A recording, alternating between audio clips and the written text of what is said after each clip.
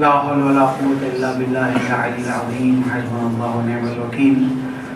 نعم المولى ونعم النصير. الحمد لله رب العالمين. والحمد لله الذي هدانا لهذا وما كنا لنهتدي لولا أن هدانا الله.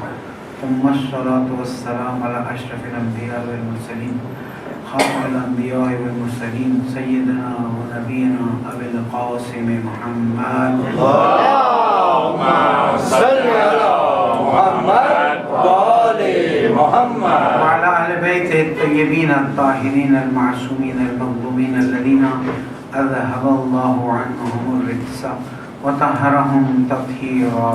اللهم صل على محمد وآل محمد. اللهم لنا ولا ظالم ظلم حق محمد وآل محمد وآخر دعوانا على ذلك. اللهم لعن الإصابة التي جهزت الحسين وشايعت وبايعت وتابعت على قتله.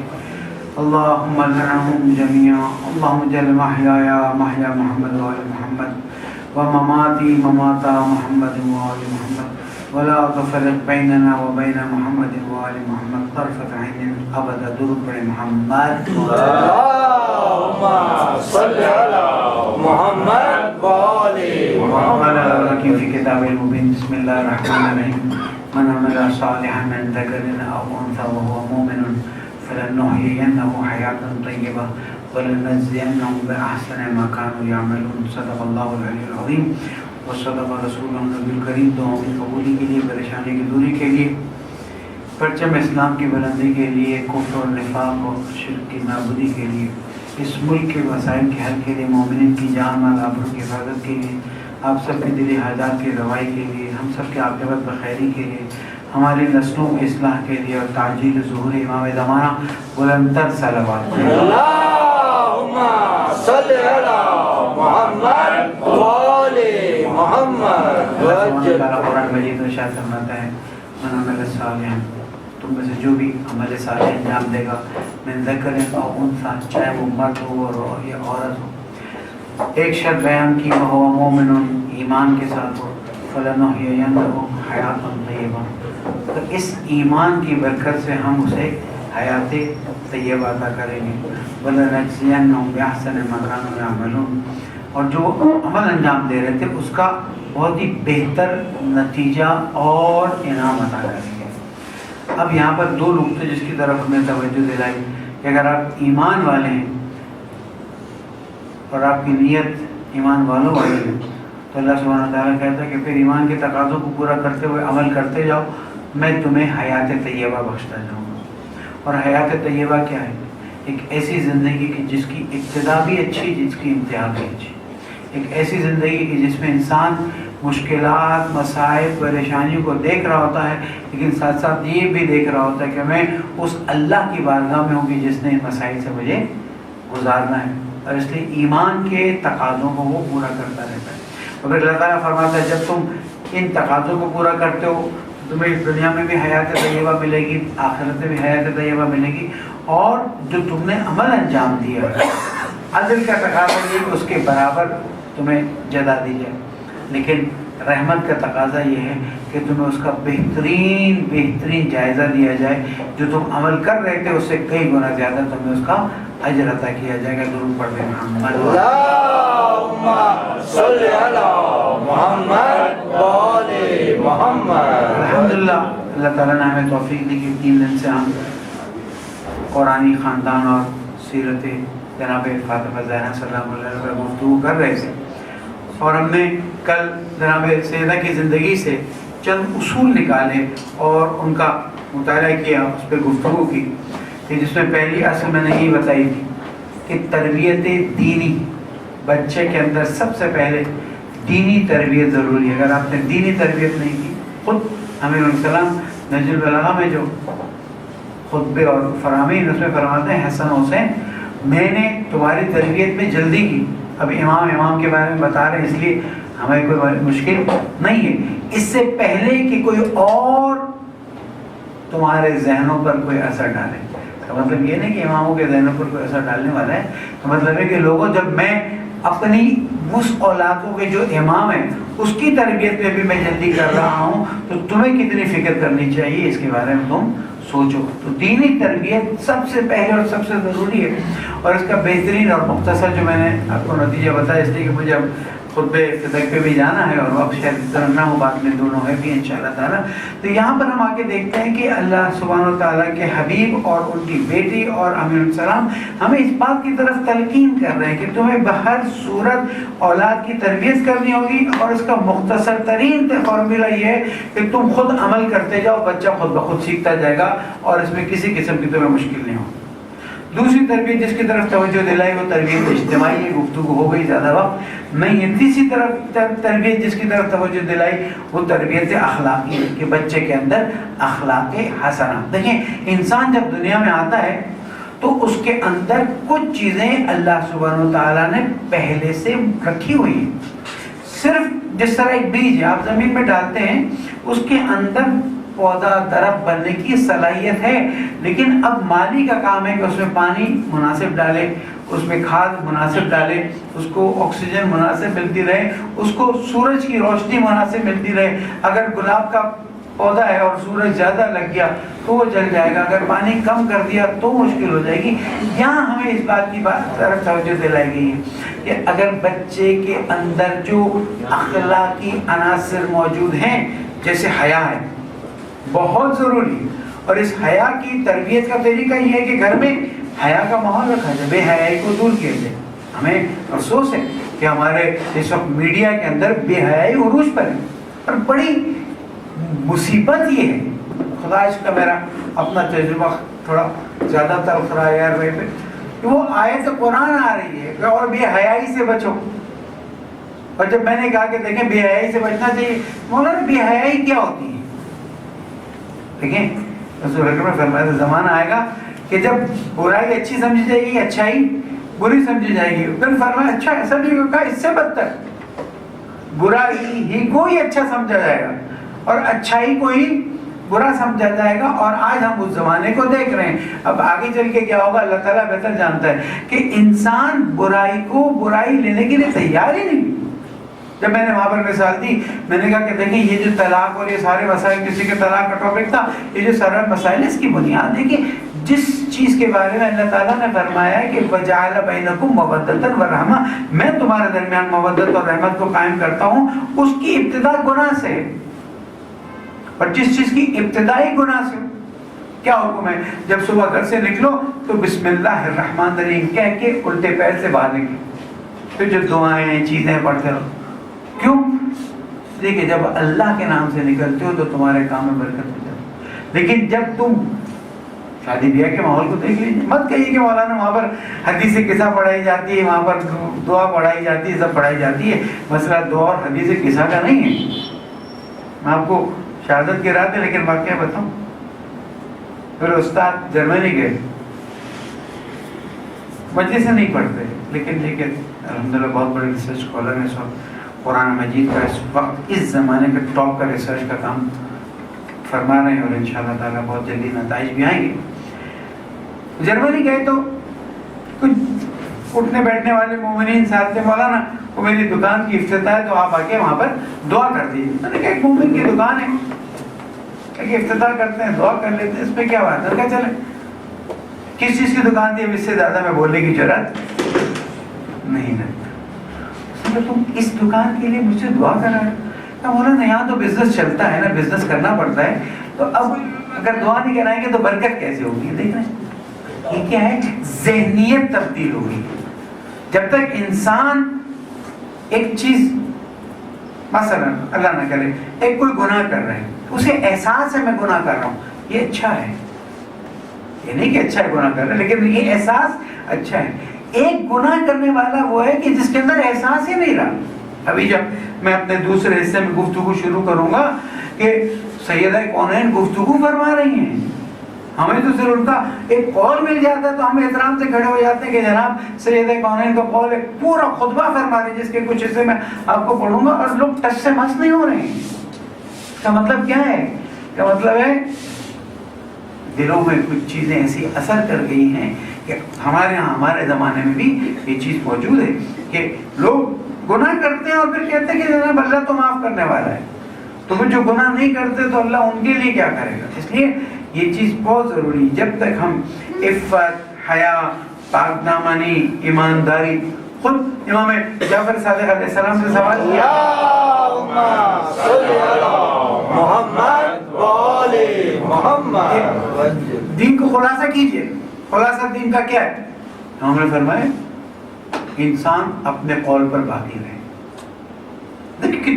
نماز روزہ سب وہ اپنی جگہ پر ہے، لیکن اگر ایک انسان اپنے قول پر باقی نہیں رہتا تو وہ دین میں کامل نہیں. اب اس کو لے جائیے آخر تک، آپ کو پتہ چلے گا. اگر اس نے کہیں جاب کی ہے قول پہ رہنا ہے، اس نے اگر شادی کی ہے اسے قول پہ رہنا ہے، اس نے اگر بچوں کے پیدائش کا طریقہ کار استعمال کی، جہاں جہاں جائے گا اسے قول پر باقی رہنا ہے. اور اگر وہ قول پہ باقی رہے گا تو وہ دیندار ہے، ورنہ وہ دیندار نہیں ہے. اس لیے کہا جاتا ہے کہ اگر تم کوئی کانٹریکٹ سائن کر رہے ہو دیکھو اوور اٹ. اور حتیٰ کافر سے بھی کانٹریکٹ سائن کر رہے ہو سوچ لو. اگر تم نے سائن کر لیا تو اس کے بعد تمہیں اس پہ رہنا پڑے گا. اس لیے بچے کے اندر اخلاقی تربیت بہت زیادہ. اگلا پوائنٹ جس کی طرف توجہ کرنی ہے، اور انشاءاللہ 2 پوائنٹ جو باقی تھے عرض کر کے گفتگو ختم کرتا ہوں، وہ ہے کلچرل تربیت. نقطہ ذرا نیا ہوگا آپ کے لیے، ثقافتی تربیت. ثقافت کو دین نے کنڈیم نہیں کیا ہے، لیکن 2 طریقے کار ہیں. ایک وقت ہے کہ ہم یہ دین ہے، یہ ثقافت ہے، ہم دین کو ثقافت کی گود میں ڈال دیتے ہیں اور اس کے بعد پروان چڑھاتے ہیں. نتیجہ یہ کہ دین کو ثقافت کے طور پر ڈھالتے جاتے ہیں. میں مثال دوں تو ناراضگی ہو جائے گی، لیکن ایک لال اور پیلا دھاگا ہے، انڈیا میں چلے جائے وہاں کہاں استعمال ہوتا ہے، برا مت مانیے گا. اس سے زیادہ جرات بھی میرے میں نہیں ہے. اس دھاگے کا وہاں کیا استعمال ہے، یہاں کیا استعمال ہے. ٹھیک ہے، میں ہاں یا نہیں کی بات مثال دے رہا ہوں. ثقافت کا اپنا اثر ہے. اگر کوئی کہے کہ جناب نہیں یہ ہم کیونکہ شہر میں رہنے والے اس لیے ہمیں نہیں پتا، لیکن اگر چھوٹے شہروں میں اور گاؤں میں جائیں تو ثقافت کا بہت بڑا اثر ہے. اگر کسی ایک کا انتقال ہو گیا گاؤں میں، پورا گاؤں سارے کام چھوڑے گا اور اس کے جنازے میں جائے گا. ثقافت ٹھیک ہے، دینداری ہے. ہندوؤں میں بھی ان کے وہاں پر یہی ہے. مثلا اگر ٹھٹا اور آگے جہاں ہندو فیملیز رہتی ہیں ان کا اگر مر جائے، اس کا دین اور ایمان سے تعلق نہیں کہتا، ہمارے کلچر کا حصہ ہے. تو میں سمجھانا چاہ رہا ہوں، اگر دین کو ثقافت کی بنیاد پر چڑھائیں گے تو دین ثقافت کا رنگ لے گا، دین ثقافت کو اپنا رنگ نہیں دے سکے گا. اس کی زندہ مثال کیا ہے؟ اس کی زندہ مثال یہ کہ ایران میں انقلاب سے پہلے دین ثقافت کے بلبوتے پر چڑھتا. نتیجہ یہ تھوڑا سا مائنڈ کر جائیں گے آپ، لیکن ہرٹ نہیں بولے گا. نوروز جو ہے ان کے لیے ایک ایسی چیز ہو گئی تھی جیسے عیدوں سے بھی زیادہ. ہم نے وہ زمانہ دیکھا ہے، عید کی چھٹی 1 دن کی ہوتی تھی، نوروز کی 13 دن کی چھٹی ہوتی. انقلاب آیا تو اس کے بعد کیا ہوا کہ اب جو صحیح طریقہ ہے کہ ثقافت کو دین کی گود میں رکھو اور اس کے بعد ثقافت کے تقاضوں کو پورا کرو. نتیجہ کیا ہوگا کہ جو دین سے مثلا ہماری بسنت ہے، یہ ہماری ثقافت کا ایک حصہ ہے. میں نہیں کہتا کہ اچھا ہے برا ہے کرو یا نہیں کرو، صرف سمجھانے کے لیے. اب بسنت میں وہ باہر کے آمد کی خوشی منائی جاتی ہے، اس میں اگر حرام سے بچ کر کوئی کام کیا جاتا ہے تو کوئی ہر چیز. جیسے نوروز کا میں بالکل واضح طور پر کہہ دوں، سوائے یہ کہ اگر یہ تاریخ سے ثابت ہو جائے کہ 18 ذی الحجہ نوروز کا دن تھا تو ہمارے لیے پھر انگلش کی بھی مجھے یہ تاریخ ڈھونڈنی پڑے گی کہ انگلش میں نوروز کون سی تاریخ تھی، انگلش میں عاشورہ کون سی تاریخ تھی. کسی کو پتہ ہے؟ اینیمن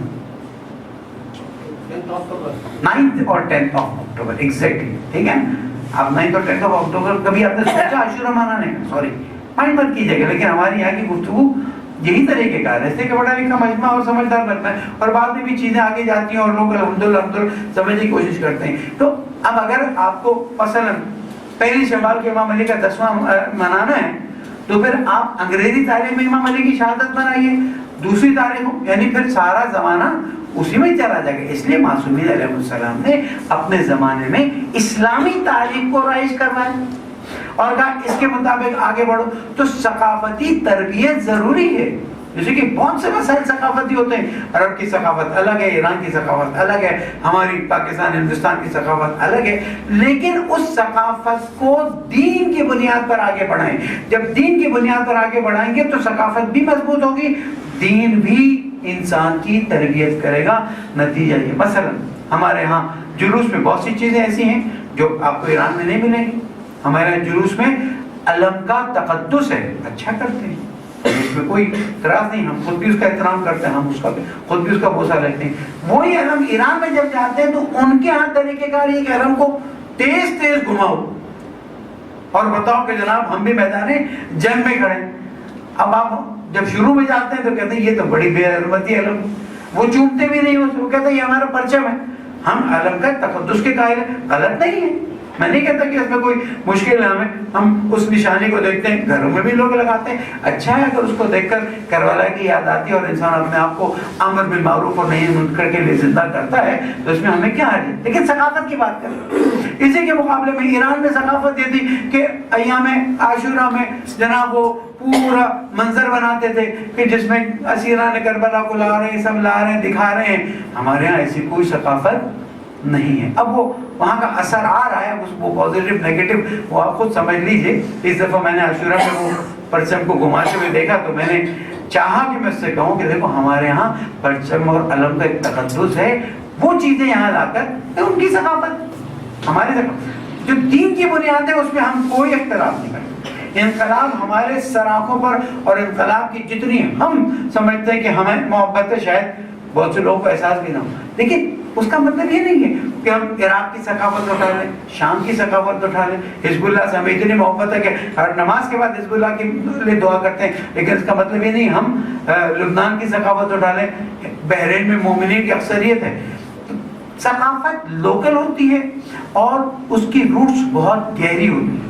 دین نے آ کے اس زمانے میں سے کیا ثقافت تھی، بیٹی کو کاٹ دو، دین نے آ کے کہا نہیں، اب یہ ثقافت تبدیل ہو۔ آپ کو پتہ ہے طلاق کا جو طریقہ ہے وہ عرب ثقافت کا طریقہ ہے کہ مرد کہتا ہے 3 طرح کی طلاق تھی، ایک کو شریعت نے منع کر دیا، 2 کو قبول کر لی۔ جس کو منع کیا ہے، منع کیا وہ کیا ہے، زہار ہے۔ وہ زہار میں ایک جملہ بولتے تھے، نتیجہ یہ ہوتا تھا کہ وہ عورت سے جدا ہو جاتے تھے، اب وہ طلاق سمجھی جاتی ہے، لیکن ٹیمپریری طلاق۔ اور اس کے بعد وہ کفارہ ادا نہیں کرتا تھا اور وہ عورت ایسی پڑی رہتی تھی، وہ دوسری شادی کرتا تھا، تیسری۔ اسلام آیا، اس نے کہا سوری، یہ جو تمہارا زہار کا طریقہ ہے نا یہ ہمیں قبول نہیں، لیکن یہ جو طلاق کا تمہارا طریقہ ہے یہ ہمیں قبول ہے۔ ہم اسے اسلام نے بازار کی بہت سی چیزیں قبول کر لی۔ آج جو اسلامک بینکنگ کے بیسس پہ کہتے ہیں کہ جناب مضاربہ، مشارکہ، فلاں فلاں، یہ اسلام نے اس کو سائن کیا ہے، کیوں کہ وہ ہے کیوں؟ اسی کو زمانے میں بازار میں چیزیں چلتی تھیں، لیکن کہتے ہیں ملاوٹ کرو گے تو پکڑ لیں گے، اگر سود کھایا تو پکڑ لیں گے، جیسے کہ شریعت۔ تو یہاں پر ثقافتی تربیت بچوں کے اندر ضروری ہے، لیکن وہ چیزیں جو ثقافتی دین سے ٹکراتی ہیں اسے اگر ہم امینڈ نہیں کر سکے، اگر ہم اسے درست نہیں کر سکے۔ ایک چھوٹی سی مثال دیتا ہوں، اور ظاہر ہے تھوڑا سا آپ کو کبھی لگے گا کہ کیسی مثال دے رہا ہوں۔ مثال کے طور پر جب بات پکی ہوتی تو منگنی کی جاتی، منگنی کی شریعت میں کوئی حیثیت نہیں، لیکن ثقافت میں ایک آفیشیل حیثیت کہ جس لڑکی کی منگنی ہو گئی، جس لڑکے کی منگنی ہو گئی، وہ دونوں تقریباً ایک دوسرے کو اپنے آپ کو محرم سمجھتے ہیں۔ اسلام کہتا ہے محرم کرنا ہے نا، ابھی نکاح ہونے میں ٹائم ہے، تم ٹیمپریری عقد کر لو، کیا مشکل ہے؟ کوئی مشکل نہیں۔ لیکن میں آپ کو بتاؤں، اللہ تعالیٰ رحمت کے رحمت شاہ جوالی صاحب نے اپنا ایک پورا آرٹیکل، ایک میگزین چھاپا تھا اس عقد غیر دائم پر، کتنا ان پر لان تان کیا گیا۔ انہوں نے ایک جملہ کہا کہ یہ تم لان تان مجھ پہ اس لیے کر رہے ہو کہ میں نے لکھا ہے، یا اس لیے کر رہے ہو کہ یہ مطالب ہیں؟ اگر اس مطالب پہ لان تان کرتے ہو تو یہ تو اوپر جا رہی بات، میں نے تو وہاں سے نقل کیا، سب کا ریفرنس دیا ہو، لیکن کیا ہے ہم بھی یہاں پر بعض مرتبہ ابھی 3 دن پہلے بات ہے کہ وہ ہماری بیٹی کی منگنی ہو گئی، لیکن ابھی ٹائم ہے تھوڑا سا، بلکہ کل کی بات ہے تو تھوڑا ٹائم ہے تو اب ذرا مشکل ہو رہی فلاں فلاں۔ میں نے کہا اسلام نے تو میرا راستہ دیا ہوا ہے۔ مولانا وہ تو بہت معیوب بات ہے، وہ بات آپ مت کیجیے گا۔ بہرحال درود پڑھ دیں محمد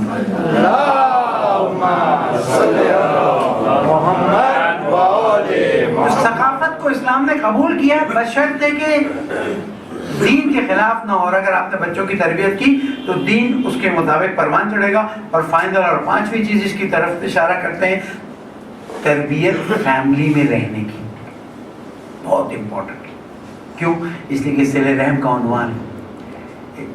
صلہ رحم انسان کی زندگی کو ایک بار سے لے رہے ہیں 30 سال بڑھا دیتا ہے، حدیث میں بعض جگہ پہ ہے اور ہے بعض جگہ پہ معصوم نے فرمایا، اس میں زیادہ گفتگو نہیں کرنے والا، صرف ٹچ کر کے آگے جانے والا ہوں. امام نے فرمایا کہ جو قطع رحم کرے گا، رحم کا مطلب کیا ہے؟ بھائی بہن خونی رشتہ دار، ماموں، چچا، پھوپھی، خالہ اور ان کے بچے، یہ کیونکہ خونی رشتہ دار ہیں اس لیے ان کو رحم کا عنوان دیا گیا ہے. ان سے آپ رابطہ نہیں کر سکتے. ناراضگی ہے تو کیا ناراضگی ختم کریں. امام فرماتے ہیں جس نے قطع رحم کیا، ایک شخص ہے مولا میں اپنے رشتہ داروں کے پاس جاتا ہوں، مجھے مارتے ہیں، میری انسلٹ کرتے. امام نے فرمایا اس حد تک جاؤ کہ جس حد تک تم سلام کر سکو اور دیکھنے والے کہیں کہ تم نے رابطہ رکھا ہوا. تم رابطہ کٹ نہیں کر سکتے ہو. پوری دعائیں نہیں، اللہ تعالیٰ نے بہرحال اتنا ٹائم نہیں نکلا، خود جناب ذرا صاحب یہ پوری دعا ہے کہ بچے کی تربیت جو میں نے پوائنٹس نکالے ان کی دعا کے اس میں سے بھی یہ پوائنٹس ہیں کہ پالنے والے خاندان اور صلہ رحم کی ہمیں توفیق عطا فرماؤ. کیوں؟ اس لیے کہ مشکل وقت میں، تکلیف میں خاندان آتا ہے جو انسان کی مدد کرتا ہے اور آگے بڑھتا ہے. اور خاندان کی مدد، یہ جو شادی کہتے ہیں ایک لڑکے اور لڑکے کا ملاپ ہے، لڑکے اور لڑکے کا ملاپ ہے، شادی در حقیقت دو خاندانوں کا ملاپ کہ جو اس بات کا عہد کرتے ہیں کہ ہم لوگ مل کر آئندہ نسل کی پرورش میں ان کی مدد کریں. یہ فیملی لائف میں ایک تو ظاہر ہے بھائی بہنوں کے ساتھ، اور اس کی تربیت آپ لاکھ زبان سے کہتے رہیں نہیں ہو سکتی ہے. اس کی تربیت اسی وقت ہوگی کہ جب آپ خود عملاً کر کے دکھائیں گے. جب بچے کے اندر بچپن سے یہ خواہش پیدا ہوگی دادا کے پاس جاؤں، دادی کے پاس جاؤں، نانا کے پاس جاؤں، نانی کے پاس جاؤں، اور اس خواہش کو آپ عملاً انجام دیتے رہیں گے تو بچہ خود بخود تربیت پا جائے گا. اور جو خاندانی چیزیں اِنَّا جَعَلْنَاكُمْ شُعُوبًا وَقَبَائِلَ، قرآن مجید میں اللہ تعالیٰ کیا فرمائے؟ ہم نے تمہیں قبیلوں اور خاندانوں میں پیدا کیا ہے، لیکن وہ ملاپ نہیں کہ تم اپنے آپ کو افضل سمجھو. اِنَّ أَكْرَمَكُمْ عِندَ اللَّهِ أَتْقَاكُمْ، تم میں سے احترام والا میری نظر میں، کرامت والا وہ ہے کہ جو متقی اور پرہیزگار ہو. تو ہم یہاں پر آ کے کہتے ہیں کہ جناب شعوباً وقبائل میں جب پیدا کیا ہے تو ان خاندانی رسموں کا بھی انسان خیال رکھے کہ جو ان فیملیز میں موجود ہیں. لیکن ایک شرط جو تمام چیزوں کو اوور کم کرتی ہے، اور وہ شرط یہ ہے کہ شریعت کے مخالف نہ ہو. اگر شریعت کے موافق ہے تو آپ آگے بڑھیں، اگر مخالف ہے تو اس کو روک دیں. اور یاد رکھیے گا جس نے قطع رحم کیا، آخری حدیث اس عنوان کی اور پھر میں اس طرف آ جاتا ہوں، جس نے قطع رحم کیا امام علیہ السلام فرماتے ہیں بعض جگہ پر ہے 30 سال، بعض جگہ پر ہے 70 سال جنت کے فاصلے سے گزرے گا اور وہ جنت کی خوشبو بھی نہیں سن سکے گا. یعنی رشتہ داروں سے قطع تعلق کرنے کا اتنا بڑا نقصان ہے. درود پڑھ دیں محمد اللہم صلی علی محمد و آل محمد. بزرگ گرامی، شب شہادت بھی ہے اور واقعہ ایک عجیب المیہ ہے. اور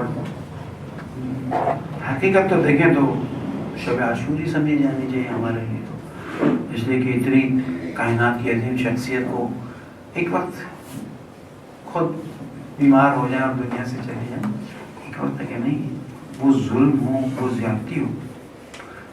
میں خلاصہ دیتا ہوں اور اس کے بعد کوشش کروں گا کہ جتنا تیزی سے مختصر تجزیہ پیش کر سکوں خطبے کا، اور اس سے آپ خود بھی سمجھ سکتے ہیں کہ ریفرنسز بھی دیے ہوئے ہیں کہ کن حالات سے امیر المومنین اور جناب زہرا گزری ہیں. یہ حالات جاننا ضروری ہے. کیوں ضروری ہے؟ اس لیے کہ جب تک آپ کو خود اندازہ نہ ہو کہ ہم یہاں اتنا کیوں زور دیتے ہیں. ہمارے جوان سوال کرتے ہیں، ہمارے بچے سوال کرتے ہیں اتنا اتنا اتنا، اور حقیقت کی دلیل کیا ہے؟ میں آپ کو پتہ نہیں پہلے بتا چکا ہوں، بتایا ہوگا لیکن ریپیٹ کرتا ہوں. ایک جرمن مسلمان ہوا، ایک جرمن اس کو یعنی ڈائیورس ہوئی، سپریشن ہوئی، ڈائیورس ہوئی. ڈائیورس میں جج نے لکھا کہ سب کچھ وائف کو اور یہ بغیر کسی چیز کے لیے نکل جائے گا. وہ نکل کر اس نے کہا کہ ایسا کر مجھے اتنی اجازت دے دے، یہ جو انگلش میں کتاب ہے وہ مجھے، یہ انگلش ہے جرمن ہے سوری، وہ مجھے دے دے. ان کا ٹھیک ہے. وہ کتاب لے کر چل گیا. مجھے اس نے کہا تھا انگلش میں ہے، وہ جرمن. وہ کہتا ہے کہ میں 3 دن میرے پاس کوئی رہنے کی جگہ نہیں تھی تو کہیں میں پڑھا ہوا تھا تو میں یہ کتاب پڑھتا رہا. جیسے میں نے پڑھا بسم اللہ الرحمن الرحیم علم کے بعد ذالک الکتاب لا ریب فیہ، وہ کہتا ہے میرا تو دماغ وہ ہو گیا. یہ ایک ایسی کتاب بھی ہو سکتی ہے جس میں کوئی شک کی گنجائش نہ ہو. یعنی میں نے ایک چیلنج قبول کیا کہ میں اس کے اندر کوئی نہ کوئی کانٹرڈکشن ڈھونڈوں گا. اس نے کہا میں نے پینسل لے کر 3 بار اس کے ترجمے کو، اصل قرآن تو چھوڑ دیں، پڑھا. میں تعجب سے دیکھنے لگا کہ اس میں کوئی ایسی بات نہیں نظر آئی جو کانٹرڈکشن ہو. اس نے کہا پھر میں نے اس دین کی بات ڈھونڈنا شروع کی. شارٹ بتاتا ہوں، ہوتے وہ مسلمان ہو گیا، اور مسلمان ہونے کے بعد دینی مدرسوں میں پڑھنے لگا. پہلے وہ ساؤتھ افریقہ گیا دینی مدرسے میں پڑھنے کے لیے، پھر ممباسا کے کسی دینی مدرسے میں آیا. ایک مشکل اس کے ساتھ تھی، وہ دیکھتا تھا افریقہ میں بھی جب وہ مدرسوں میں 2-3 مدرسوں میں گیا، جہاں جاتا تھا وہاں پر اسے سوال کرنے کی اجازت نہیں ہوتی تھی. کچھ بھی پوچھنے جاتا تھا کہتا نہیں ابھی تو تم نئے ہو، سیکھو. اور میرے دماغ میں سوال آتے ہیں، ہاں سوال آتے ہیں لیکن ابھی سوال پوچھنے کی اجازت نہیں. ہوتے اس نے کہا کہ میں جناب زہرا کی زندگی پہ پہنچا. صرف کہتا ہوں کہ اگر اسی چیز کو مثبت طریقے سے پیش کر دیا جائے نا، ہماری بہت سی مشکلات ہو جائیں گی. ہم یہ جو میں نے پہلے دن کہا تھا کچھ ناراضگی ہوئی، وجہ نہیں. میں نے کہا تھا کھلا جو تبرہ کرتے ہیں اس سے نقصان ہو رہے ہیں. تبرہ دین کا جز ہے، انکار نہیں ہے. اللہم محمد محمد تبرہ ہے. زیارت عاشورہ میں تبرہ موجود ہے، لیکن اس کا طریقہ کار یہ ہے اگر ہم ان کو چڑھائیں نہیں اور اس طرح کی تحقیق کی کتاب جو اہل سنت کے ریفرنسز سے بنی ہو. یہ ایک نہیں، ویسے بہت سی کتاب. اس جنرل نے کہا کہ میں پریشان ہو گیا جب میں نے کتاب میں تاریخ میں پڑھ رہا تھا، کتاب میں میں نے پڑھا کہ رسول کی بیٹی کے ساتھ یہ سارے واقعات ہوئے. رسول کی بیٹی کے ساتھ کیا ہوا؟ رسول جب تک زندہ تھے تب تک رسول کی بیٹی اتنے احترام کے ساتھ خود اس نے گنائی. میں نے ان کی فضیلتیں گنی، گنتا گیا کہ رسول اکرم نے کہاں اپنی بیٹی کا کیا ہے. لیکن جب رسول کا وصال ہوا اور اس کے بعد واقعات ہوئے، اور کیونکہ میرے پاس تو شیعوں کی کوئی کتاب نہیں تھی، مجھے تو شیعوں کا پتہ بھی نہیں تھا، وہ خود کہہ رہے. تو میں نے جو ہے اپنے استادوں سے پوچھا، دوسروں سے پوچھا. میں نے کہا کہ یہ پرانے لوگوں کی بات ہے، وہ پرانے جھگڑے چھوڑو، ابھی دین کی بات کرو، آج دین میں کیا کریں. کہنے لگے نہیں، یہ سوال میرے دماغ میں رہ گیا. ہوتے اللہ تعالیٰ کا کرنا ہوا کہ نیروبی میں ہمارے ساتھ ملاقات ہو گئی. میں نے کہا دیکھو تمہارے سوالات جو ہے نا وہ ایسے ہیں کہ تم قوم آؤ، میں تم کو وہاں پر جوابات دوں گا، یہاں پر تمہارے سوال کے جواب نہیں دوں گا. کہنے لگے کیوں؟ میں نے کہا ہماری کتابیں، اس وقت لیپ ٹاپ وغیرہ یہ سب سافٹ ویئر نہیں تھے ہمارے پاس، قوم آ جاؤ. He came to قوم. میں نے اس کو اسپانسر کروایا کسی سے، وہ قوم آئے تو میں نے کہا میں کیوں جواب دوں. یہاں آگے میرے استاد آیت اللہ شیخ محمد ہادی مارک اللہ تعالیٰ رحمت کرے، مفسر قرآن و علوم قرآن کے 100 سال کے ماہر ترین شخصیت تھی، ان کے پاس لے گیا. میں نے السلام علیکم کیا، اپنے الفاظ میں ہیلو کیا. اس کے بعد آقا صاحب نے کہا کہ دیکھو ہمارا طریقہ کار یہ ہوگا، تمہارے پاس جو سوالات ہیں تم لکھ لو تاکہ تمہیں پتا ہو کہ تم سوال کیا کریں. اب دیکھیں بجائے اس کے کہ اس کو اپنی طرف سے کچھ بتانا شروع کر دیں، انہوں نے کہا کہ تم سوالات سے شروع کرو تاکہ مجھے پتہ چلے کہ تمہارے اندر کنفیوژنس کیا ہیں. کہا پھر آپ کیا کریں گے؟ کہا میں جواب دوں گا. کہا آپ سوال کے جواب دیں گے؟ کہا ہاں کیوں؟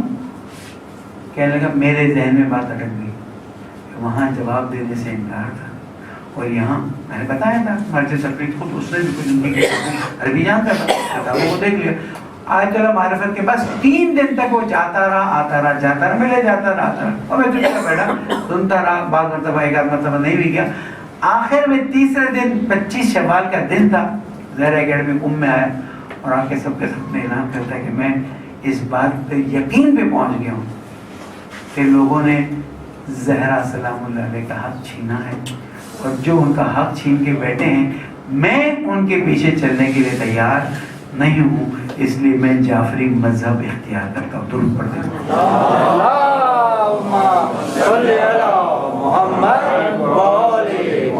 اور یہ صرف ایک نہیں، یہ تو میرے ساتھ کیونکہ تھا اس وجہ سے، اور پھر 4-5 سال ہم نے اس کو حوض علمیہ میں ایڈمیشن دلایا اور اس نے پڑھا وغیرہ. آج کل جرمنی میں بیمار ہے، دعا کرتے ہیں اللہ اس کو شفا دے اور دین کی خدمت کر سکے. پھر سے ایسے بہت سے واقعات. کیا چیز ہے دیکھیں، اب میں ہسٹری کو سمرائز کرنے کی کوشش کرتا ہوں، تھوڑا سا زیادہ ٹائم ہو جائے تو اب جیسے شب عاشور ٹائم نکالتے ہیں، میں اتنا تو نہیں مانتا صبح آپ لوگوں کے آفس وغیرہ، لیکن تھوڑا سا کا ٹائم ایکسٹرا ہو جائے جس سے کہ ہمارے نوجوان باہر سے آئیں وہ بھی نوحہ پڑھیں گے، ہمارے صاحب بیاض آئیں وہ بھی انشاءاللہ جناب زہرا کی خدمت میں عقیدت کے پھول نشاور کریں گے. جو خلاصہ ہے وہ یہ کہ غدیر میں بیعت لی گئی اور اس بیعت کا کوئی انکار نہیں کرتا سوائے چند گنتی. اس پر علامہ امی نے الغدیر لکھی اور غدیر سے متعلق جو چیز موجود ہے انہوں نے اس کتاب میں ڈال دی ہے. غدیر کے متعلق مثال کے طور پر اب میں ایک مثال دے رہا ہوں, اگر اس گلاس میں بھی میں غدیر کا کچھ لکھتا تو وہ اس گلاس کا کہ کراچی میں ڈیفینس میں قرآن سینٹر میں ایک گلاس ہے جس پہ غدیر کے بارے میں کچھ لکھا ہے اور یہ اس کی تصویر ہے, وہ یعنی اس طرح سے انہوں نے کام کیا. تو وہ کام شامل ہے, جامع ہے. صرف وہ لکھتے ہیں چند بوزی تھے, انہوں نے اصل غدیر کا انکار کیا. باقی لوگوں نے جو غدیر کا کہا ہے وہ یہ کہا کہ ہم غدیر کے ممکن نہیں, لیکن غدیر سے مراد کہیں بھی امامت نہیں ہے جس طرح سے تم لیتے ہو ہم اس کو نہیں لیتے. علی ولی ہیں ہم مانتے ہیں. اہل سنت کی بڑی تعداد علماء کے ساتھ ہمارا اٹھنا بیٹھنا ہے اور وہ اہل حدیث سے کی بات نہیں کر رہا, اہل سنت کی بات کر رہا ہوں. وہ کہتے ہیں علی ولی کو ولی نہ مانے تو ہم مسلمان نہیں ہیں. دیکھیں, لیکن جو امامت کا درجہ ہے وہ وہاں پر نہیں پایا جاتا. اب غدیر کا واقعہ سب کے ذہن میں سب چیزیں صرف ٹچ کرتا ہوا چلا جاؤ. اب طے کیا پایا تھا کہ امیر علیہ السلام جو ہیں وہ خلافت بخن بخن یا علی قد سرتا مولایا و مولا کل مومن و مومنت. علی مبارک ہو تم میرے بھی مولا ہوئے اور تمام مومن اور مومنہ کے مولا ہو گئے. اس کا مطلب ہے کہ اب تم ہمارے آقا ہو, اب تم ہمارے لیڈر ہو. بیعت ہو گئی ہے, اب اس کے علاوہ کیا کیا جا سکتا ہے. مثال ہوتا ہے اور وہ پورا واقعہ ہوتا ہے جس کی طرف فعلاً توجہ نہیں دلانی. نتیجہ کیا ہوتا ہے, میرے مولا کا حق اصل ہو جاتا ہے. اب حق اصل ہو گیا, تاریخ میں بات چیز موجود ہیں, مجھے اس میں کوئی نئی چیز ایڈ نہیں کرتی. اب یہ موقع ہے کہ جب جناب زہرا سلام اللہ علیہ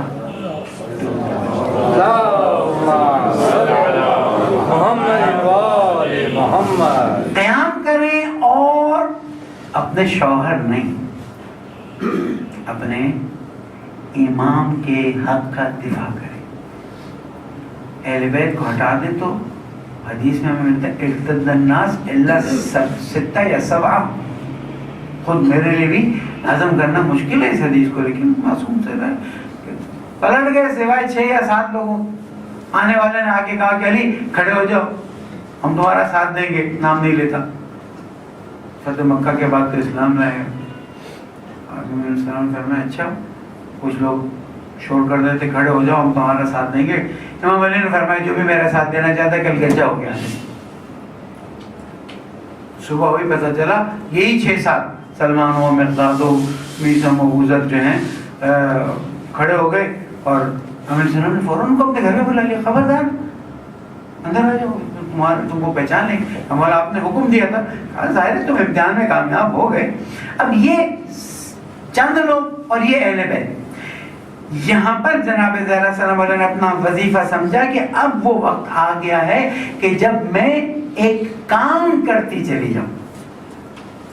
میں اپنے شوہر کو نہیں, اپنے زمانے کے امام کو وہ حق تو نہیں دلا سکتے جو ان کا حق ہے, لیکن تاریخ میں کچھ چیزوں کو لکھوا کر چلی جاؤں تاکہ جب 1000 سال 2000 سال 3000 سال بعد لوگ آئیں تو انہیں حق اور باطل کے درمیان فرق کرنے میں مشکل. اب دیکھ لیجیے, اگرچہ کہ امیر السلام کے بارے میں علی المال حق والحق مع علی, لیکن امیر السلام کے ذریعے لوگ حق کی طرف اس طرح سے نہیں آتے جس طرح سے دو تاریخ کے واقعات ایسے ہیں کہ جو پوری انسانیت کی تاریخ میں پرچم بلند کر کے آگے بڑھتے رہیں گے. ایک مظالم میں جناب زہرا سلام اللہ علیہ اور ایک کربلا کا واقعہ. اگر ان دو کو دین سے نکال دیں, مہاراج تقلید یہی تو کہتے ہیں, یہ 2 چیزیں ایسی ہیں کہ اگر ان 2 کو دین سے نکال دیں تو اب دین کی حقانیت اور غیر حقانیت کی پہچان ہمارے لیے بہت مشکل ہو جائے گی. اب میں سمری کرنا شروع کرتا ہوں. جناب زہرا نے قیام کیا. امیر السلام ہاتھ پکڑتی تھی, ایک مہاجر ایک انصار, ایک مہاجر ایک انصار گھروں میں جاتی تھی اور جا کے پوچھتی تھی کہ کیا تم نے بیعت نہیں کی تھی, کہ تم نے نہیں کہا تھا کہ سرتا مولا ہے اور مولا کل مومن و مومنۃ. دیکھیں یہ تاریخ کی چیزیں سب موجود ہیں. کوئی ایک لفظ بھی مبالغتاً عشق و محبت میں نہیں بول رہا, ذمہ دار آدمی ہوں. اور جناب زہرا لکھی ہے حق کا دفاع کرنے کے لیے تو نکلنا پڑتا ہے نا, چاہے رسول کی بیٹی.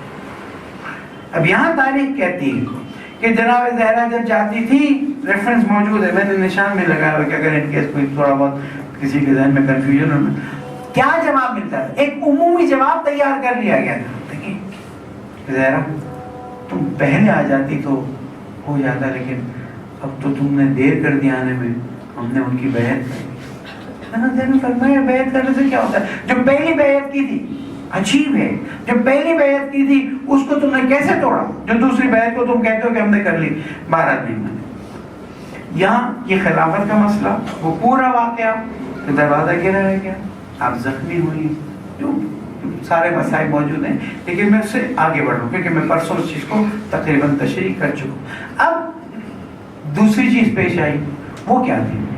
وہ تو فدق کا باغ جو تھا، وہ باغ جناب زہرا کی مینجمنٹ میں تھا۔ سورہ بنی اسرائیل کے مطابق ظاہراً آیت نمبر 27 میں وَآتِ ذِی الْقُرْبَى حَقَّهُ، اے رسول ذی القربہ کو اپنا اس کا حق دے دو۔ رسول اکرم اچھا سند کے ساتھ رسول اکرم نے جناب زہرا کو بلایا، بیٹا یہ تم کو میں فدق عطا کرتا ہوں، ڈاکیومنٹ فدق عطا کرتا ہوں۔ جناب زہرا نے وصول کیا فدق پر، دیکھیں نا ماں کی ٹریننگ تھی نا، جناب خدیجہ بھی تو بزنس پرسن تھی نا، ماں کی تربیت تھی، پورے فدق کی مینجمنٹ آپ نے سنبھالی اور اس کے بعد وہ مینج کرتے۔ بعض جگہوں پہ میں اس کی اوتھینٹسٹی کو چیک نہیں کر سکا، بعض جگہوں پہ کہ 1000 لوگ فدق پہ کام کرتے، اور فدق کی ڈائمینشن دونوں میں موجود بھی ہے کہ کتنا بڑا تھا، پورا ایک علاقہ تھا، پر اس سے تعلق نہیں۔ جس خاتون کی مہر میں دنیا کی پانی کا ہر قطرہ دے دیا جائے، اس کے لیے فدق کی کیا حیثیت ہے؟ ٹھیک ہے نا، بعض مرتبہ سوال آتا ہے کہ جناب زہرا ایک مٹیریل تھنگ کے لیے نکلی گھر سے، میں نہیں معلوم جناب زہرا مٹیریل تھنگ کے لیے نہیں، جناب زہرا نے فدق کے مسئلے کو بنیاد بنایا، اور دیکھیں کتنی خوبصورتی سے بنیاد بنایا تاکہ لوگوں کو پتہ چلے چلو وہ تو خلافت تھی نا، یہ تو مجھے میرے بابا نے عطا کیا ہے۔ ٹھیک، اب امین السلام نے پہلے جناب زہرا کا کیس پریزنٹ کیا، کہا کہ یہ فدق رسول اکرم نے پہلے سے دے دیا تھا اور زہرا کے کنٹرول میں تھا۔ کہا علی یا تو 2 گواہ لے آؤ یا پھر فدق نہیں ملے گا، واپس نہیں ملے، سے کہ جو لوگ تو ان کو نکال دیا گیا اور اپنا کنٹرول وہاں پر کر دیا گیا۔ امین السلام نے فرمایا مگر قضاوت کا کیا طریقہ ہے؟ اب لوگ بیٹھے ہیں، کہا قضاوت کا یہ طریقہ ہے، اب میں آپ کو سمجھاتا چلوں۔ اب یہ کتاب میرے ہاتھ میں ہے نا، اسلام کہتا ہے کہ ناؤ اٹس مائن، کسی اور کی ہو تو الگ بات ہے، لیکن اب میں اگر یہ کہتا ہوں میری کتاب ہے تو میری ہے، مگر یہ کہ آپ میں سے کوئی دعویٰ کرے کہ جناب یہ کتاب تو میری ہے، ثبوت کیا ہے؟ اس کے پیج نمبر 167 پہ میں نے یہ جملے لکھے ہوئے ہیں اور اس کے نیچے میں نے سائن کیا ہے، یا مثلا میں کھول کے دیکھوں، میں کہوں نہیں مجھے قبول نہیں، تم نے میری کتاب اٹھائی ہوگی، تم جب تک اب قاضی کے پاس جائیں تو قاضی کہے گا کہ 2 گواہ لاؤ تو کتاب تمہاری ہو جائے گی۔ اصول کیا بنا کہ جو کنٹرول رکھ رہا ہے اس کنٹرول والے سے گواہی نہیں مانگی جائے گی، اس کنٹرول والے کا حق ثابت ہے۔ جو کہہ رہا ہے کہ نہیں یہ ہمارا ہے، جو کہنے والے نے کہا، نام نہیں لینا چاہتا کہ پھر کوئی بدمزگی ہو کچھ ہو، اس نے کہا کہ یہ امور مسلمین کے لیے رسول اللہ چھوڑ گئے، تو امیر السلام نے فرمایا امور مسلمین کے لے کے چھوڑ کے جاتے تو کوئی تو نوشتہ چھوڑ کے جاتے، کہا نہیں رسول اکرم دنیا سے چلے گئے اور رسول اکرم کی کوئی وراثت نہیں ہوتی، تو امیر السلام نے فرمایا کہ رسول اکرم کی وراثت کا تو مسئلہ نہیں ہے، اب پھر کیا مسئلہ ہے؟ رسول اکرم کی وراثت کا مسئلہ کہ رسول اکرم نے اپنی زندگی میں دے دیا۔ تو اہل سنت میں ایک انڈیا کا رائٹر ہے، نام نہیں لینا چاہتا، 100 سال پرانی بات ہے، اس نے لکھا ہے کہ ظاہر ہے کہ جب تک وہ چیز دے بھی دی ہے تب تک کیا کیسے وہ کر سکتے ہیں، لیکن تاریخ میں کہیں بھی جنہوں نے یہ کام کیا اول و دوم، انہوں نے کہیں یہ نہیں کہا کہ ذرا تجھے تو دیا ہی نہیں گیا تھا حضرت کے ساتھ، آپ کو تو دیا ہی نہیں گیا تھا، تو آپ دعویٰ کیسے کر رہی ہیں؟ تاریخ لکھتی ہے کہ ہمیشہ جناب جب سے رسول اکرم نے دیا تھا وہ جناب زہرا کے کنٹرول میں تھا اور اس کے بعد کنٹرول لے لیا گیا۔ اب یہاں پر بات آتی ہے کہ جناب زہرا نے دیکھا کہ امیر علیہ السلام کی بات بھی نہیں مانی جا رہی ہے، آپ نکلی، کہے فلاں یہ میرا ملک ہے اور میرے بابا نے مجھے عطا کیا ہے، اگر بابا نے آپ کو عطا کیا ہے آپ گواہی دے دیں۔ یہ بات سنتا ہوں، پڑھتا ہوں،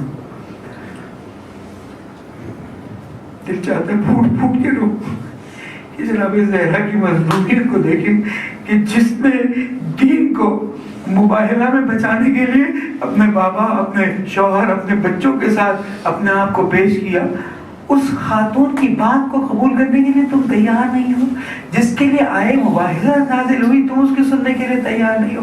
لیکن جناب زہرا نکلتی ہیں، اب جناب زہرا فدق کے لیے نہیں نکل رہی ہیں، جناب زہرا اس امامت کے حق کے لیے نکل رہی ہیں، لیکن طریقہ کار کیا اپنایا ہے؟ طریقہ کار یہ اپنایا ہے کہ اس راستے سے جاؤں تاکہ یہ نادان لوگ سمجھیں کہ جنہوں نے باغ غصب کر لیا انہوں نے وہ چیز بھی غصب کی ہوئی۔ اب نکلتی ہے اور جا کے پہلے اس بات کو بیان کرتی ہے کہ یہ میرا حق ہے، مجھے میرے بابا نے دیا، کا گواہ لے کر آؤ، علی گواہ ہے، کا ایک گواہی سے مال نہیں ملے، حالانکہ میں نے قانون آپ کو بتایا نا، میرے مولا نے بتایا، دوسرا گواہ لے کر ام ایمن کو بلایا، ام ایمن آئی، کہا یہ تو ایک عورت ہے تو پھر دو عورتیں ہونی چاہیے۔ اب یہاں پر تاریخ نے تجزیہ کرتے ہیں کہ جس کی طہارت کی گواہی اللہ دیتا ہے، جس کی عظمت کی گواہی اللہ دیتا ہے، جس کی تعریف قرآن مجید میں آتی ہے، اس سے تم گواہی مانگنے جاؤ گے تو پتہ چلے گا کہ تمہارے دین کی اساس کیا ہے۔ میرے بچوں، میرے بہنوں، میرے بھائیوں، میرے بزرگوں، یہ مسئلہ یہاں ہے، یہ حق و باطل کی وضاحت ہے۔ یہاں پتہ چلتا ہے کہ یہ باغ فدق کے لیے نہیں، باغ فدق ایک پرچم کے طور پر ہے، اس کے پیچھے کیا ہے؟ اس کے پیچھے یہ ہے کہ جو ایک باغ دینے کے لیے تیار نہیں ہے وہ امیر المومنین کو حکومت دینے کے لیے کیسے تیار؟ عجیب ہے، عجیب ہے۔ رسول کی بیٹی کی یہ بات سن کر ایک کے دل میں رحم آیا، اس نے وہ جب کاغذ دیکھا اس نے قبول کر لیا، اس نے لکھا کہ فدق جو ہے وہ فاطمہ زہرا کو واپس دے دیا جائے۔ یعنی تاریخ اتنا عجیب، یہ کاغذ لے کر واپس آ رہی تھی کہ چلو مسئلہ حل ہو گیا، اور اس نے اپنا آپ کو بچا لیا اس رسوائی سے۔ باہر آئے تو کچھ قدم پہ ایک اور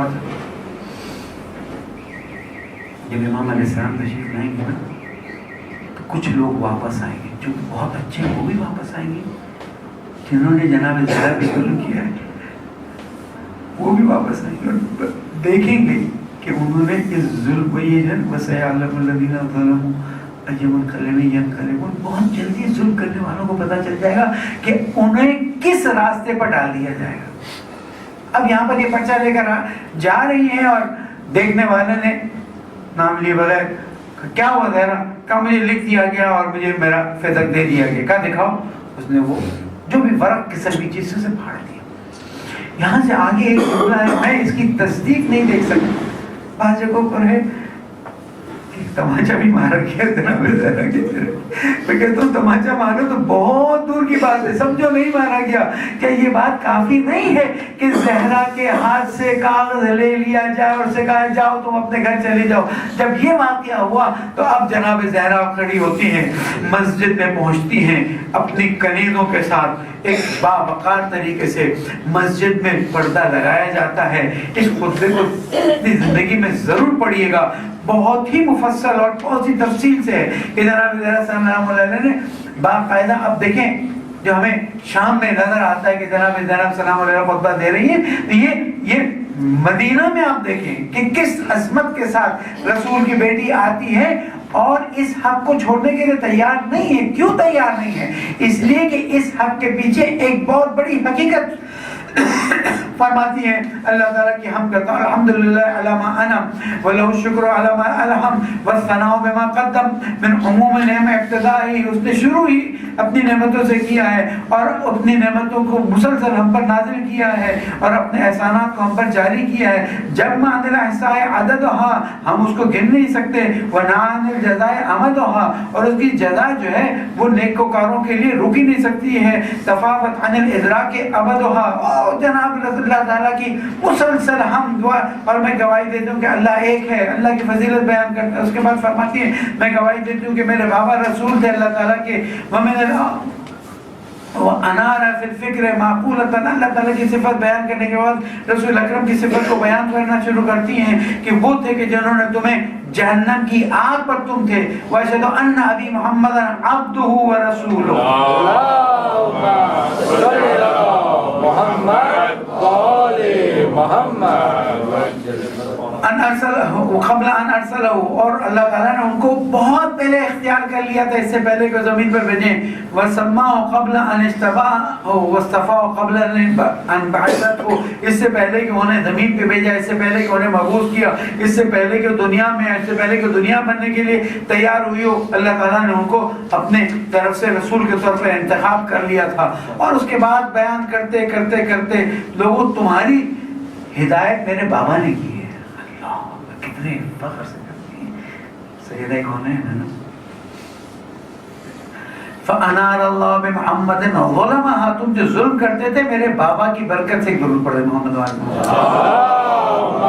صلی اللہ محمد وآل محمد، میرے بابا کی وجہ سے تمہاری آنکھوں کے سامنے سے ظلمت کے پردے ہٹائے، تمہارے دلوں سے پہ پڑے ہوئے پردوں کو ہٹایا، تمہاری آنکھوں کو روشن کیا، اور لوگوں کی ہدایت کی زحمتیں اٹھائیں، تکلیفیں اٹھائیں، اور اس کے بعد ایک وقت آیا کہ اللہ تعالیٰ نے میرے بابا کو دنیا سے اٹھا لیا، اور رضوان میں میرے رب نے میرے بابا کو بلا لیا، اور ملائکہ اور جبرائیل امین کے پاس انہیں جگہ دے دی، والسلام علیکم ورحمۃ اللہ کر کے اس کے بعد فرماتی ہیں دین کی ایک ایک چیز کے بارے میں نصیحت بتاتی ہے۔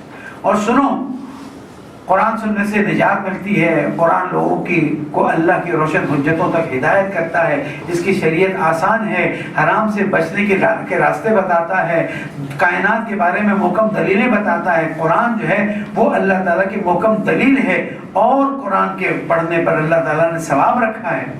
اور فرماتے پھر فرماتی ہیں دیکھو لوگوں، نماز تمہیں تکبر اور نخوت سے پاک کرتی ہے، اور زکوٰۃ تمہارے نفس کو پاک کرتی ہے، اور رزق و روزی میں زیادہ کرتی ہے، اور روزے اس لیے رکھے گئے تاکہ تم اخلاص کے ساتھ اللہ تعالیٰ کی عبادت کرو، حج کو اس لیے رکھا گیا۔ اب ساری چیزیں بیان کرتے کرتے یہاں آتی ہیں وَطَاعَتَنَا نِظَامَةً لِلْمِلَّةِ، بالکل واضح جملہ ذہن میں رکھیے گا، اور جب پڑھیں تب یاد کیجیے گا، اور ہماری اطاعت کو کائنات کے لیے، ملتوں کے لیے نظام بنایا ہے، یعنی تم اگر ہماری اطاعت کرو گے تو یہ کائنات کا نظام صحیح چلے گا۔ وَإِمَامَتَنَا أَمَانًا مِنَ الْفُرْقَةِ، اگر ہماری امامت کو قبول کر لو گے تو تم تفرقے سے، گروہ تقسیم ہونے سے بچ جاؤ گے۔ وَالْجِهَادُ عِزٌّ بِالْإِسْلام، امر معروف، صلہ ارحام، والدین، قصاص، نظر کو پورا کرنا، کرتے کرتے کرتے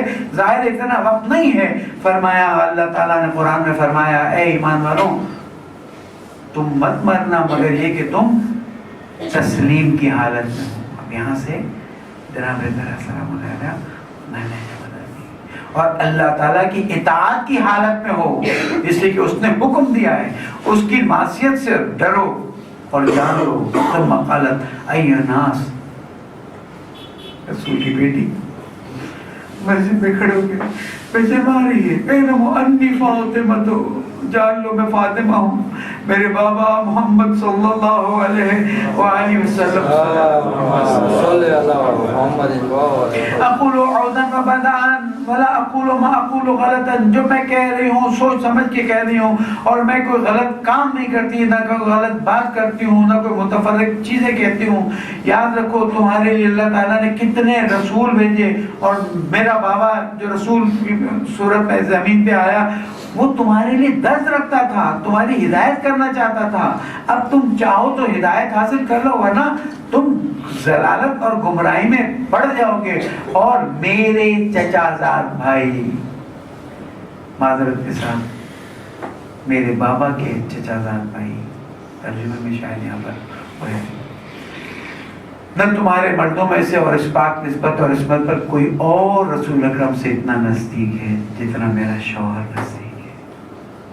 میرے بابا جان نے بڑی اچھی طرح کھل کر اللہ کی رسالت کی تبلیغ کی، لوگوں کو دین کی طرف بلایا، زحمتوں کو اٹھایا، بتوں کو توڑا، لوگوں کے دلوں میں موجود کدورتوں کو دور کیا. فرماتے اب دیکھیں کس طرح سے ایک دکھی خاتون کہ جس کے بدن میں بھی زخم ہے، وَكُنْتُمْ عَلَى شَفَا حُفْرَةٍ مِنَ النَّارِ، پھر فرماتی تم جہنم کے بالکل گڑھے پر تھے، میرے بابا نے، اللہ تعالیٰ نے میرے بابا کے ذریعے تمہیں جہنم کے گڑھے سے بچایا اور ہدایت کا راستہ بتایا. اور اس کے بعد فرماتے ایک وقت ایسی جگہ پر پہنچتی ہیں، یہ تمام صفحات میں چھوڑتا ہوں، یہ سب اپنے بابا کی اور اس زمانے کے حالات کی تفسیر فرما رہی ہیں. سب بتاتے فرماتی ہیں اے لوگوں جان لو، ہیہات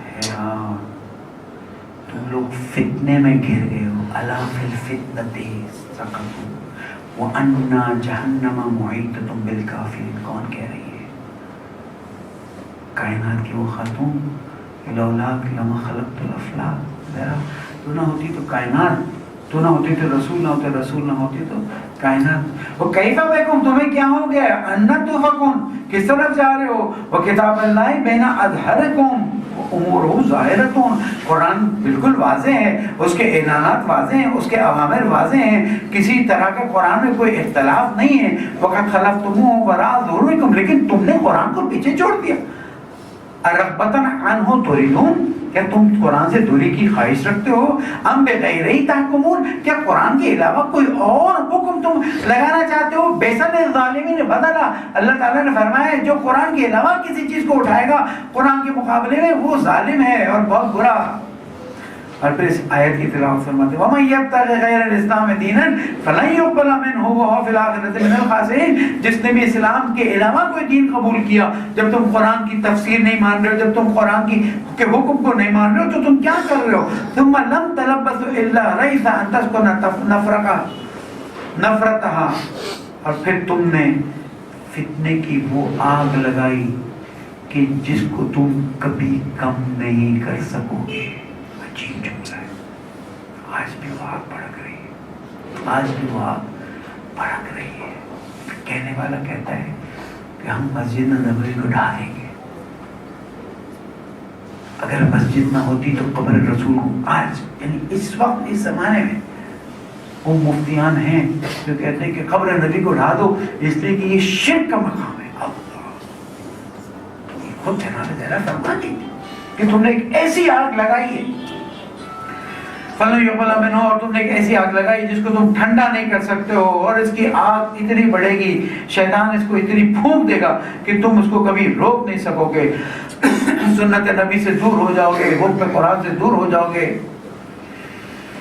اور تم ان کاموں کو انجام دو گے کہ جس کا تم سوچ بھی نہیں سکتے ہو. کبھی خنجر اٹھاؤ گے، کبھی لوگوں کو قتل کرو گے. وہ خز سنان میں پھر حشا، کیا کیا جناب، یعنی دل پھٹاتا. ایھا المسلمون اغلب علی ارثہ، کیا تم اپنے بابا سے ارث لینے کے لیے تیار ہو؟ میں اپنے بابا سے ارث نہیں لے سکتی. اور پھر یبنا ابی، نام نہیں لیتا، افی کتاب اللہ ہے انترث ابا کا بلا عرف. کیا تو کتاب سے یہ بات کہہ رہا ہے کہ تو تیرے بابا کا ارث لے گا اور میں اپنے بابا کا ارث نہیں لوں گی؟ تو نے قرآن پر ایک ایسا الزام لگایا ہے. یہ مسجد نبوی، اور یہ وہ خطبہ نہیں کہ آپ کہیں کہ جناب اس یوں نے کر لی ہے، جیسے بعض جگہ پہ بعض چیزوں کے بارے میں آتا ہے. اہل سنت ریفرنسز ہمارے پاس موجود ہیں. پھر آپ سوچتے ہوں گے پھر وہ کیوں نہیں سمجھتے؟ اس لیے کہ ان چیزوں کو چھپا دیا گیا ہے. نئی والیوم جو چھپ رہی ہیں ان کتابوں کی، ان میں اب بہت چھوٹا سا ایکسپیریمنٹ میں آپ کو دیتا ہوں. جن کے پاس اسلامی کتاب کے سافٹ ویئر ہے اس میں فاطمہ کی سرچ کر کے دیکھ لیجیے، اگر آپ کو مل جائے فاطمہ زہرا صدیقہ، آپ ڈھونڈ کے دیکھ لیجیے، آپ کو سرچ میں کوئی جواب نہیں ملے گا. اگرچہ کہ آپ اگر میں آپ کو ریفرنس دے دوں کہ اس نمبر کی حدیث، اس نمبر کی حدیث، اس نمبر کی چیزیں، تو آپ کو وہاں مل جائے گی. کیوں؟ سرچ انجن بھی ایسے بنا رہے ہیں کہ جناب زہرا کی چیزیں نہ ملیں. یہ تو الحمدللہ انقلاب اسلامی ایران کی برکت ہے کہ آج سافٹ ویئر ایسے بنا دیے ہیں کہ کوئی چیز چھپ نہیں سکتی ہے. اے شخص، تو قرآن کے مطابق حکم کرنے کے لیے تیار نہیں ہے، تو اپنے لیے عشق رکھتا ہے. اور پھر ایک کے بعد وہ اولو الارحام بعضهم اولی ببعض فی کتاب اللہ. یہ تو قرآن مجید میں اللہ تعالیٰ فرماتے پورے عرض کی پوری بات فرماتی ہیں. اور اس کے بعد کہتے ہیں تلقا کا یوم حشر، کل تو ملے گا میرے بابا سے جا کے اللہ کے حکم کے سامنے کھڑا ہو. یعنی कितनी गजबनाक है अल्लाह के रसूल की ये बेटी। वज़्ज़ईम मोहम्मद, अपने बाबा का नाम लेते हैं। उस वक्त अल्लाह की बारगाह में मेरे बाबा खड़े होंगे और उस वक्त तुम्हारा मस्खरा किया जाएगा, तुम नुकसान में होगे। क्यों? इसलिए कि उस वक्त तुम्हारी निदामत तुम्हारी निदामत काम नहीं आएगी। बोले कुल नबे मुस्तक़र, फरमाते फरमाते आती हैं और फरमाती हैं, ए अंसार तुम्हें क्या हो गया है? अंसार की तरफ, मगर तुम वो नहीं हो कि जिन्होंने अल्लाह के रसूल की हर जगह मदद की? क्या तुम वो नहीं हो कि जिन्होंने शमशीर निकाली और जहां अय्युहल बनिल कलीला? क्या हो गया तुम लोग क्यों खामोश बैठ गए हो? कितना दर्द है। और पूरी मस्जिद में ऐसा सुकूत तारी है कि हर कोई शर्म से सर नीचे किया हुआ है और जनाबे ज़रा बार बार पुकार रही हैं। और एक वो वक्त आता है कि जब जवाब देने वाला कहता है, बीबी आप पर इस वक्त बाबा के जाने का गम तारी हुआ है, आप थोड़ा सब्र कर लीजिए। ये सब बातें जो हैं ज़ेद नहीं देती कि यहाँ पर आके बात की जाए। जनाब ज़हरा ने एक वक्त अपने बाबा की कब्र की तरफ मुँह किया। बाबा अभी तो आपको पूरी तरह से नींद भी नहीं आई होगी बाबा, अभी तो आपकी कब्र में पानी भी पड़ा हुआ होगा, आपकी कब्र गीली होगी। और उम्मत ने मेरे साथ वो काम किया कि जिसकी तारीख में मिसाल नहीं मिलती। अज़ादारों, 3 चीजें जनाब ज़हरा ने वो कर दिखाई कि आज भी तारीख में सवाल के तौर पर छोड़ दिया। आखिर वक्त आया, बच्चों को तैयार किया, अमीरुल मोमिनीन को बुलाया। अमीरुल मोमिनीन, ये आप कह के पुकारती थी। मैंने बहुत कोशिश की कि एक खिदमत गुजार बीवी की हैसियत के ज़हरा आपके साथ रहूं। मेरे मौला ने कहा, ज़हरा तू इबादत में मेरी बेहतरीन मददगार थी। अज़ादारों, वसीयत क्या की? अली, पूरा एक वाक़या मैंने छोड़ दिया, बहुत वक्त निकल गया है। फरमाया, अली बस मेरी वसीयत ये है कि जिन्होंने मुझ पर जुल्म किया है वो मेरे गुस्ल कफन और नमाज दफन में शरीक ना हो, मेरे जनाजे में शरीक ना हो। तारीख लिखती है अमीरुल मोमिनीन अलैहिस्सलाम ने अपने नजदीकियों को बता दिया कि देखो ज़हरा का इंतकाल हो गया है, लेकिन अभी तुम गुफ्तगू न करना। जब जनाजा तैयार हो जाएगा, रात की तारीकी आएगी, उस वक्त जनाजा दफन करेंगे। अज़ादारों, मेरे मौला ने जनाब ज़हरा का जनाजा गुस्ल देना शुरू किया। आंखों से अली जो फाते खैबर है, अली जो मरहम को अंतर को गिराने वाला है, ज़हरा के जनाजे को बर्दाश्त न कर सका। एक वक्त चीख मारी, बच्चे दौड़े, बाबा हमें खामोश किया था, मत रोना। आप चीख मार रहे, कहा बच्चों अभी तुम्हारी माँ की फसलियाँ टूटी हुई है, अभी जख्म अपनी जगह पर बाकी है। अज़ादारों, जनाजा तैयार हुआ, बाबा ने आवाज दी, बच्चों आओ, जनाजे की खुदा हाफिज़ी कर लो। एक जुमला कहूँगा, चंद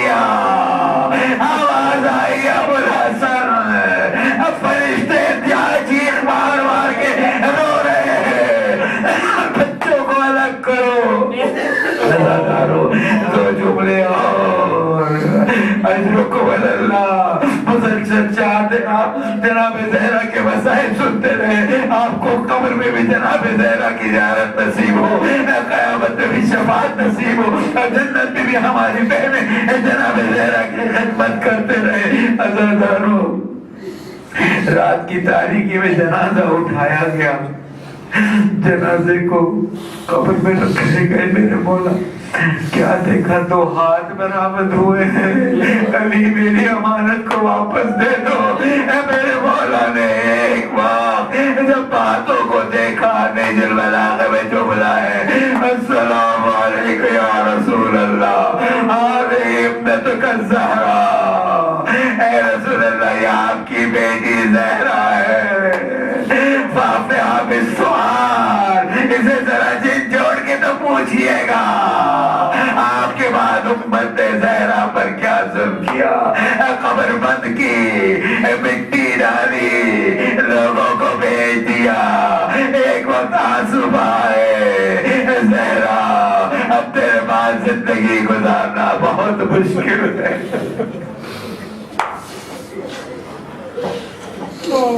मातम हुसैन